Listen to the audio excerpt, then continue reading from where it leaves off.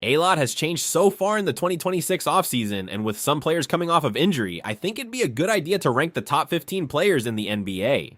This will mainly be a ranking of how I view them currently and how I am projecting for them next season. First off, I want to give honorable mentions to Joel Embiid, Tyrese Maxey, and Devin Booker, and they are all great players, but they just missed the list. At number 15, I have Donovan Mitchell. His perception is a little bit down right now because it's been the same story with him for a while now. From the playoff exits to disappointing performances, he can get a little underrated, but I feel like he's in a tough spot. I feel like he's more of a 1B instead of a true first option, but he's coming fresh off an extension that will get upwards of $70 million per year, and we'll see how the Cavs do next season. At 14, I have recently traded Jaylen Brown. He's coming off his best season where he averaged 29 points with elite efficiency and good defense. He proved he can be a number one on an elite team, and he did a lot more carrying than I thought people gave him credit for. Sadly, he didn't finish off great as they blew a 3-1 lead to the team he's on now, but I don't think that should take away his great season he had.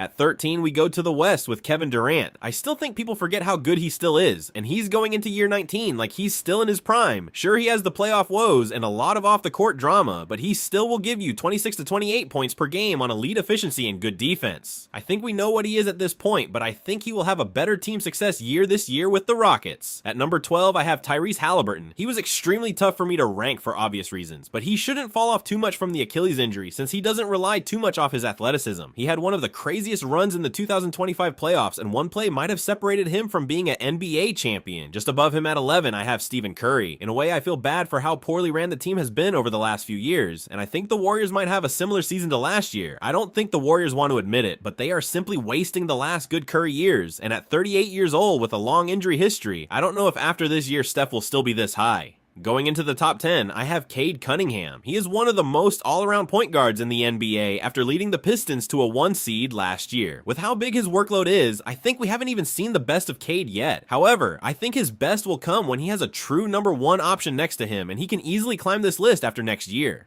At 9, I have Jason Tatum. This may seem kind of low, but I want to see him get back to his prime self post-Achilles injury before I throw him back in the top 7-ish. He wasn't bad at all last year. Despite efficiency issues, he showed flashes of still being a great all-around ring, and I'm excited to see him as a first option this year next to Paul George. At 8, I have Kawhi Leonard. He's in a bit of a predicament right now with the scandal, but he is coming off his best scoring season of his career. He had his career high in points this year, and is still an elite defender at this point in his career. I hope everything around him can clear up so we can see him back in a Raptors uniform to start next season.